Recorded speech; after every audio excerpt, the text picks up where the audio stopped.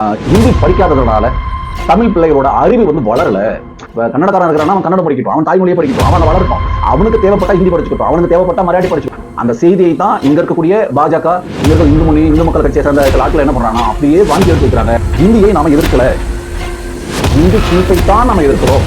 அப்போ பண்பாடு கலாச்சாரம் அப்படிங்கிறது ஹிந்தியில் தான் இருக்கணும்னா அந்த ஹிந்தியை செருப்பால் அடிச்சு விரட்டுவதுதான் தமிழ்நாட்டோட நிலைப்பாடு. என்ன காரி துப்பி அதை ஒதுக்கி எறிவதுதான் தமிழ் மக்களோட இனி அரசியல் களமாக இருக்கும். அதை அண்ட விடாம ஒட்ட விடாம களமாடுவதுதான் இங்க அரசியலா இருக்கும், பேச்சு பொருளாக இருக்கும். அதை நோக்கி தான் நாங்க நகர்வோம். இந்திக்கு நாங்க எதிரானவர்கள் இல்ல, இந்தி திணிப்புக்கு தான் நாங்க எதிரானவர்கள்.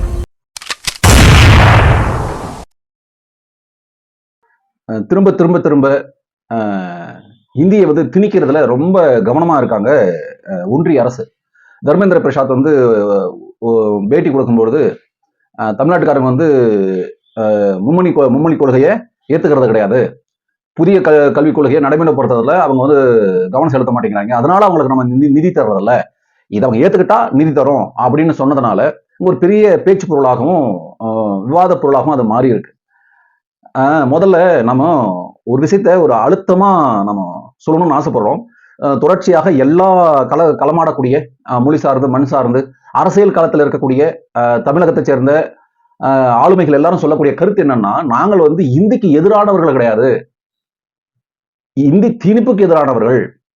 நீங்க எந்த மொழி வேணாலும் படிச்சுக்கோங்க, என்ன வேணாலும் படிச்சுக்கோங்க, அது பிரச்சனை இல்லை, நீங்க இதை படிக்கணும்னு நீங்க சொல்லக்கூடாது. ஆகையினால நீங்க தெளிவா புரிஞ்சுக்கங்க, நாங்க ஹிந்தியை எதிர்க்கல, ஹிந்தி திணிப்பை எதிர்க்கிறோம் அப்படின்னு தொடர்ச்சியாக நம்ம மட்டும் கிடையாது, எல்லாருமே அதை நம்ம சொல்றோம்.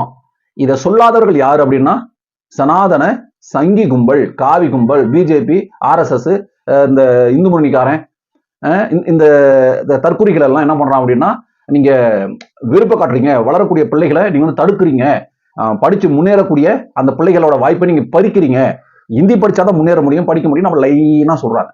அதுல ஒரு தற்கூரி இவன் அவன் என்ன சொல்றான் அப்படின்னா, ஒரு ஹோட்டலுக்கு போனீங்கன்னா அங்க பீகாரிக்காரன் இருப்பான், ஒரிசாக்காரன் இருப்பான், உத்தரப்பிரதேசக்காரன் இருப்பான், அவங்ககிட்ட போய் நீங்க சட்னி சாம்பார் கொடுங்க அப்படின்னு இந்தியில கேட்டீங்கன்னா அவன் சந்தோஷப்பட்டு சட்னியும் சாம்பார் ஏதாவது கொஞ்சம் எக்ஸ்ட்ரா கொடுப்பான்.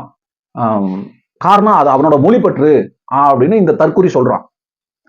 இதுக்கு பேரு களவாணித்தனம், திருட்டுத்தனம், பொறுக்கித்தனம், முள்ள மாதிரித்தனம். காசு போட்டு என்ன முதலீடு பண்ணி கடையை கட்டி வியாபாரம் பண்றான் தமிழன். அதுல பீகாரிக்காரன் ஒரிசாக்காரன் உட்காந்துருக்கான உட்காரட்டும், அவன் வேலை செய்யட்டும், இங்க பொழைக்கட்டும், அங்க யாரும் தடுக்கிறது கிடையாது. காசு போட்டு கடை வச்சிருக்கான் தமிழன், அங்க சப்ளையரா வேலை செய்யக்கூடிய பீகாரிக்காரன் ஒரிசாக்காரங்கிட்ட அவங்ககிட்ட ஒரிசா மொழியையோ அது இப்போ ஹிந்தியில பேசணும்னா என்ன ஆகும் அப்படின்னா நம்ம எக்ஸ்ட்ரா கொடுப்பான். இது அவன் பண்றது திருட்டுத்தனம், நீ பண்றது எச்சத்தனம். ஒரு சட்னிக்காக அவங்ககிட்ட அதை போய் பேசுறீங்கன்னா என்ன அர்த்தம்? கடை இருக்கிறது தமிழ்நாடு, ஓனர் தமிழ்நாடு, சாப்பிட்ற நான் தமிழ்நாடு, பரிமாறக்கூடிய சப்ளை பண்ணக்கூடிய அவன் ஹிந்திக்காரன், அவனுக்கு ஹிந்தி பேசுறதுன்றது அது எப்படி இருக்கு தெரியுமா? அப்படி ஒருத்தன் பதிவு பண்ணியிருக்கான், அக்கா தமிழிசை சவுந்தரராஜன். அவங்க என்ன பண்றாங்க அப்படின்னா, நீங்க எல்லாம் படிச்சு முன்னேறீங்கல்ல, தனியார் பள்ளிகள் எல்லாம் ஹிந்தி படிக்கிறாங்கல்ல, நிறைய திமுக காரங்க அந்த திராவிடம் பேசுறீங்கல்ல, நீங்க தானே நிறைய இங்கிலீஷ் மீடியம் எல்லாம் வச்சிருக்கீங்க, இன்டர்நேஷனல் லெவல்ல ஒரு ஸ்கூல் வச்சிருக்கீங்க, அங்க இந்திய கட்டாயமா சொல்லி தரீங்கல்ல அப்படின்னு ஒரு கேள்வி வைக்கிறாங்க. ஏன் அரசு பள்ளிக்கூட பிள்ளைகள் படிக்க கூடாதா, அவங்க முன்னேறக்கூடாதா அப்படின்னு அக்கா தமிழிசை கேட்கறாங்க. நம்ம ஒரு தெளிவா ஒண்ணு சொல்றோம், திரும்ப திரும்ப சொல்றோம், இங்க இந்திய யாரு வேணாலும் படிக்கலாம், எப்படி வேணாலும் படிக்கலாம், ஹிந்தி மட்டும் கிடையாது, இந்தியாவில் இருக்கிற எந்த மொழி எத்தனை மொழி வேணாலும் படிக்கலாம். ஆனா இங்க ஒரு அரசு கட்டமைப்பு இருக்கு. இந்த அரசு கட்டமைப்புல மக்கள் என்ன விரும்புறாங்களோ அது போலதான் இந்த அரசு செயல்படணும். அப்படி செயல்படுறதுனாலதான் அரசு பள்ளிக்கூடத்தை நோக்கி இன்னைக்கும் கூட என்னை போல ஆட்கள் என்ன பண்றாங்க, பிள்ளைகளை கொண்டு போய் அரசு பள்ளியில சேர்க்கிறான். எங்க பிள்ளைகளுக்கு என்ன படிக்கணும் அப்படிங்கிறது நாங்க முடிவு பண்ணிக்கிறோம். எங்க பிள்ளைங்களுக்கு ஹிந்தி வேணும்னா நீங்க சொன்னா கூட நாங்க அதை பொருட்படுத்த மாட்டோம். எங்க பிள்ளைங்களுக்கு ஹிந்தியை கத்துக் கொடுப்போம். நாங்க தமிழ்நாட்டில் இருக்க போறோம், தமிழ்நாடு தான் வாழ போறோம், இங்கதான் இருக்க போறோம், வேலை வாய்ப்பு எங்களுக்கு இங்கதான் இருக்க போகுது. அதாவது எங்களோட வேலை வாய்ப்போ அல்லது எங்களோட பயணமோ இன்னொரு நாட்டிலேயோ இன்னொரு மாநிலத்தில இருக்க போதுன்னா அந்த மொழியை நாங்க கத்துக்க போறோம். நாங்க அங்க வரப்போறதும் கிடையாது, அது எதுவும் பண்றதும் கிடையாது. இப்போ ஆங்கிலத்தை பிடிச்சுக்கிறீங்களே, ஏன் அது என்னன்னா அந்நிய மொழி ஆங்கிலம் அப்படி இப்படின்னு நீங்க ஒரு ஆங்கிலத்து மேல ஒரு வன்மத்தை கக்கக்கூடிய ஒரு பார்வையை உங்ககிட்ட இருக்கு. கில்கிறிஸ்டன் ஒருத்தர் 1800க்கு பிறகு கிட்டத்தட்ட 200 வருஷத்துக்கு முன்னாடி ஹிந்தியோட ஆயுள் அவ்வளவுதான், ஹிந்தியோட வயசு 200 வருஷத்துக்கு உள்ளதா. என்ன சொல்றது, 1800க்கு பிறகு ஆங்கிலேய நாட்டுல இருந்து கில்கிறிஸ்ட் வரா. அவன் வந்து என்ன பண்றான், இந்த மக்கள் கிட்ட எப்படி அணுகிறதுன்னு தெரியல. எப்படி நம்ம நம்ம நம்ம பேசக்கூடிய ஆங்கிலம் அவங்களுக்கு புரிய மாட்டேங்குது, அவங்க பேசக்கூடிய ஏதோ ஒரு மொழி நம்மளுக்கு புரிய மாட்டேங்குது. அவன் வர்ற வரைக்கும் அவன் மாநிலத்துல அவன் மொழி பேசிட்டு இருந்தான். பீகாரிக்காரன் பீகாரி பேசிட்டு இருந்தான், ஒரிசாக்காரன் ஒரிசா பேசிட்டு இருந்தான். அவன் அந்தந்த மக்கள் அந்தந்த மொழியை பேசிட்டு இருந்தாங்க. அவன் வரான், அவன் தொழில் செய்யறதுக்காக இந்த கம்யூனிகேஷன், அந்த ஒரு ஒரு உரையாடல் இருக்கணும்ல, ஒரு தகவல் இருக்கணும்ல. அப்போ 2 பேரும் பேசிக்கிற மாதிரியான ஒரு ஒரு சொற்களை உருவாக்குறான். அது உருவாக்கணும் கில்கிறிஸ்ட் தான். அங்கிருந்து வரும்போதே அங்கிருந்து வரும்போதே அதை உருவாக்கி மக்கள் கிட்ட திணிக்கிறான். அப்படி நீங்க பேசுற மொழியே உங்களுக்கு கிடையாது, அது எந்த மண் சார்ந்த மொழியும் கிடையாது, அது இங்கிலீஷ்காரன் உருவாக்கினது. அவன் உருவாக்கின மொழி நீங்க பேசிட்டு இருக்கீங்க. சரி, விஷயத்துக்கு வருவோம். நரேந்திர மோடி எந்த மேடையில் பார்த்தாலும் ஹவ்வையார் திருவள்ளுவர் அப்படின்னு பெருமை பேசுறாருல. உலகத்துல மிக உயர்ந்த மொழி தமிழ் மொழி தான். அந்த தமிழ் மொழி எங்க நாட்டுல இருக்கு, எங்க நாட்டோட மொழி அப்படின்னு சொல்றதுல மிக பெருமை அடைகிறோம் அப்படின்னு சொல்லக்கூடிய மோடி அவர் தான் சொல்றாரு. நிறைய பேர் அதான் சொல்றீங்க. உலகத்திலேயே மூத்த மொழி, மிக அழகான இலக்கியம் நயம் படைத்த மொழி அப்படின்னு பிரதமரே சொல்றாருன்னா, நீங்க எதை பெர்மிட் பண்ணணும், எதை மக்கள்கிட்ட கொண்டு போய் சேர்க்கணும்? இந்திய முழுக்க எந்த மொழியை பேச வைக்கணும் அப்படின்னா தமிழ் மொழியை பேச வைக்கணும். தமிழ் மொழியை பேச வைக்கணும். அதை விட்டு ஒண்ணுத்துக்கு உதவாத, எந்த இலக்கியங்களும் இலக்கணங்களும் இல்லாத, எந்த வகையான ஒரு ஒரு அறிவை வளர்க்காத ஒரு அது மொழியும் கிடையாது. நீங்க தப்பா புரிஞ்சுக்கிறீங்க. அது ஒரு மொழியும் கிடையாது. அது ஒரு தகவல் தொடர்பு சாதனம் தான் ஹிந்திங்கிறது. அது ஒரு லாங்குவேஜும் கிடையாது, மொழியே இல்ல. தமிழா ஹிந்தியான்னு நிறுத்துறதே தற்கொலைத்தனங்கிற மடத்தனம் அப்படிங்கிறேன். அதுக்கப்புறம் தமிழ்நாட்டு தலைவர் அண்ணாமலை இங்க ஹிந்தி தெரியாதவர்கள் இந்தியாவுக்கு எதிரானவர்கள் அப்படின்னு சொல்றார். இதை நம்ம எப்படி பார்க்கிறோம் சொல்லுங்க? இந்தியா அப்படிங்கிறது பன்முகத்தன்மை கொண்ட நாடு. ஹிந்தியா அப்படிங்கிறது இங்க பல்வேறுபட்ட கலாச்சாரம், பண்பாடு, பல மொழிகள் பேசக்கூடிய மக்கள் ஒருங்கிணைஞ்சு 115 சமஸ்தானங்களை ஒருங்கிணைச்சு உருவாக்கப்பட்ட ஒரு யூனியன் ஸ்டேட், ஒன்றியம். இது அவன் நாடுங்கிறான், கண்ட்ரிங்கிறான், இது ஒரு ஒன் நேஷனல் அப்படிங்கிறான். அந்த ஸ்டேஜ் கொண்டு வராங்க. புதிய கல்விக் கொள்கை அப்படிங்கிறது நீங்க இந்திய கொண்டு வர்றது மட்டும் இல்ல, அதன் ஊடாக என் மொழியை அழிச்சிருவீங்க. அந்த அந்த தயக்கம் தமிழை அழிக்க முடியாது, ஆனா என் பிள்ளைகளோட கல்வி தரத்தை அது பாதிக்க அடைய செய்யும். அப்படி பாதிப்பு அடைய செய்யக்கூடிய அந்த புதிய கல்விகளும் வேணாம். இன்னொன்னு, அதை கொண்டு வருவ, பாடத்திட்டத்தை மாத்துவ, அறிவியல் சார்ந்து எல்லாத்தையும் மாத்துவ, அது என் பிள்ளைகளுக்கு வேண்டாம், தேவையில்லை. இன்னொன்னு, என் பிள்ளைகள் என்ன படிக்கணும், என்ன பண்ணணும்னு இங்க ஸ்டேட் போர்டு இருக்கு. இங்க மாநில அரசாங்கம் என் பிள்ளைகளுக்கு என்ன கல்வி வேணும்னா இவங்க உருவாக்குறான். இந்த கல்வியே எனக்கு போதுமானது. இங்க படிச்சுதான் அண்ணாதுரை அவர்கள் இஸ்ரோல போய் அதுக்கு தலைவரா இருக்கிறார். இங்க அரசாங்க பள்ளிக்கூடத்தில் படிச்ச சிவன் தான் இஸ்ரோக்கு தலைவராக இருக்கிறார். இங்க அரசு பள்ளிக்கூடத்தில் படிச்ச அப்துல் கலாம் தான் மிகப்பெரிய விஞ்ஞானியா மாறுறார். அப்படி இங்க எல்லாமே அரசு கல்லூரியிலையும் பள்ளிக்கூடத்திலும் இன்னும் தமிழ் மொழி மட்டுமே படித்த ஆளுமைகள் தான் உலகம் முழுக்க பரவி இருக்கிறாங்க. அவங்கள ஹிந்தி படிச்ச வந்தாங்க, இந்தியாவுக்கு எதிரானவங்களாம். ஹிந்தி படிக்காதவங்க இந்தியாவுக்கு எதிரானவங்களாம். முதல்ல ஹிந்தி அப்படிங்கிறது இந்தியாவோட ஆட்சி மொழி இல்லை, அதிகார மொழி இல்ல, அங்கீகரிக்கப்பட்ட மொழி அது மட்டும் இல்ல.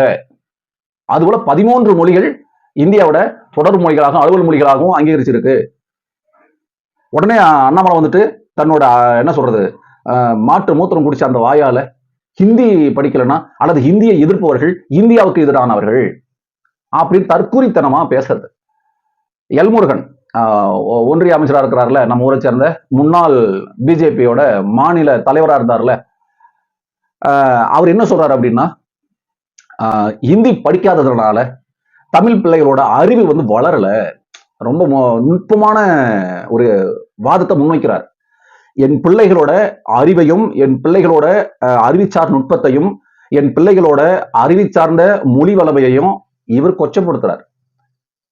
ஒரு குறள்ல, ஒரு திருக்குறள்ல இருக்கக்கூடிய செய்தியை, அந்த தகவலை, வாழ்வியல் சார்ந்த நெறிமுறைகளை உலகத்துல அது எந்த மூலையில எழுதப்பட்ட நூல்கள் இருந்து மேற்கோள் காட்டிட்டா நாங்க ஹிந்தியை ஆதரிக்கிறோம், இந்தியை வரவேற்கிறோம். மும்மொழி கொள்கைலாம் கிடையாது, 100 மொழி கொள்கை, 100 மொழி கொள்கையை கூட நாங்க ஆதரிக்கிறோம். ஒரு குறள்ல இருக்கக்கூடிய அறிவை, வளமையை, விஞ்ஞானத்தை, வாழ்வியல் நெறியை உலகத்துல எந்த மொழியிலும் காட்ட முடியாத பொழுது நீங்க தமிழை ப்ரொமோட் பண்ணாம தமிழை கொண்டு போய் இன்னொரு மாநிலத்துக்கு சொல்லி கொடுக்காம, அதுவுமே தப்பு. இப்ப நான் சொல்றதே தப்பு. ஒரு வாதத்துக்காக வச்சுப்போம். அவன் பக்கத்து ஸ்டேட் தானே மராட்டி, அவனோட பக்கத்து ஸ்டேட் தானே தெலுங்கு, அவன் தெலுங்கு படிச்சுக்கிட்டோம். அவனோட பக்கத்து ஸ்டேட் தான் தமிழ். அவங்க கன்னடக்காரன் தமிழ்நாட்டுக்கு வரணும்னு ஆசைப்பட்டான், அவன் தமிழ் படிச்சுக்கிட்டோம். நான் கன்னடாக்கு போறேன் அப்படின்னா நான் கன்னடம் படிச்சுக்கிறேன். நான் என்ன படிக்கணும், நான் என்ன பேசணுங்கிறத என்ன சட்ட ரீதியாக நடைமுறைப்படுத்தக்கூடிய அல்லது அப்படி செய்யணும்னு துடிக்கக்கூடிய இந்த பாசிச கும்பலோட சதியை நம்ம புரிஞ்சுக்கணும். அது ஏதோ ஒரு மொழிக்கு எதிரானது அல்லது ஏதோ ஒரு தமிழுக்கு எதிரானது இந்தி அப்படிங்கிறது மட்டும் நோக்கம் இல்லை. என்னோட வாழ்வியலையும் வரலாற்றையும் என்னோட நிலத்தையும் என் மொழி கட்டமைப்பையும் என் உரிமைகளையும் ஈஸியா புடுங்கிடுவதற்கான, பறிப்பதற்கான அல்லது இதை எல்லாத்தையும் மறைக்கடிப்பதற்கான வழிவகை தான் இந்த மும்மொழி கொள்கை. உடனே நம்ம என்ன பண்ணிடுறோம் அப்படின்னா பாடத்திட்டங்களை போய் நம்மளோட கவனம் செலுத்துறோம்.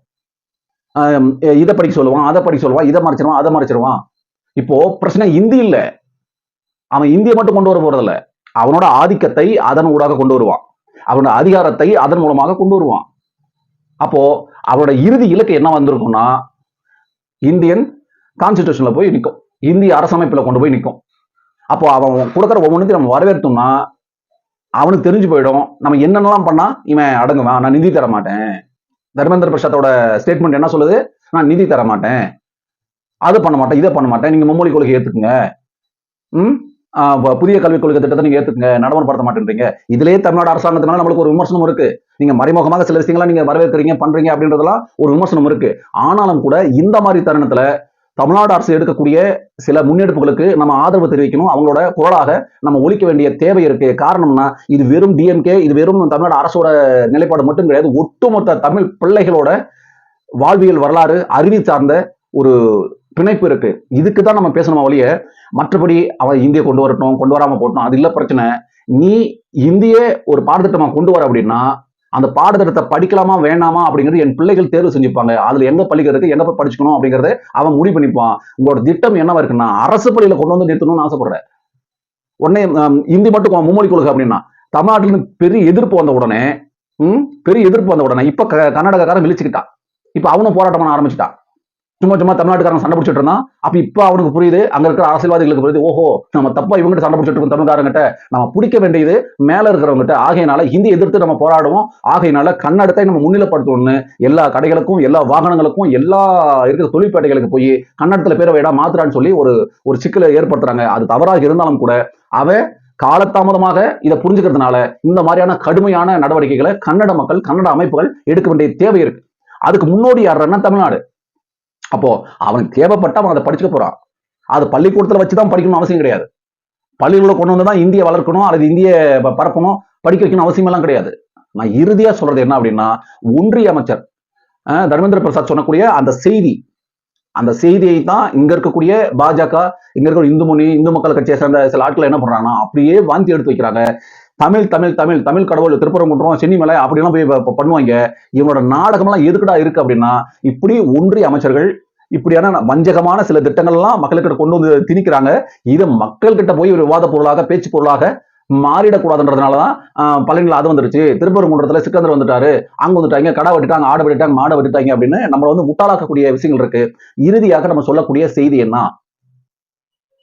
இந்தியை நாம எதிர்க்கல, இந்தி திணிப்பைத்தான் நம்ம எதிர்க்கிறோம். நான் என்ன சாப்பிடணும் நீ முடிவு பண்ணக்கூடாது. உன் கையில இருக்கிறது உன்னோட சாப்பாடு, அது என்னத்தை திங்க சொல்லி வற்புறுத்தக்கூடாது. என் கையில ஏற்கனவே சாப்பாடு இருக்கு, அதை தின்னக்கூடாது, நீ முடிவு பண்ணக்கூடாது, அதை நீ ஆர்டர் போடக்கூடாது. இதுதான் உங்களுக்கு புரிஞ்சிருக்கும். உன் சாப்பாட்டை என்ன திங்க சொல்ற, இங்க இருக்கக்கூடிய சீதோசன நிலை காலநிலைக்கு எனக்கு அது பொருந்தாது. என் கையில ஒரு சாப்பாடு இருக்கு, அதுல ஆடு இருக்கும், கோழி இருக்கும், மாடு இருக்கும், எல்லா கறியும் இருக்கும், கருவாட்டு குழம்பு இருக்கும், வெண்டைக்காய் குழம்பு, ஏதாவது ஒரு குழம்பு இருக்கும், அதை நான் சாப்பிட்டுக்குவேன்.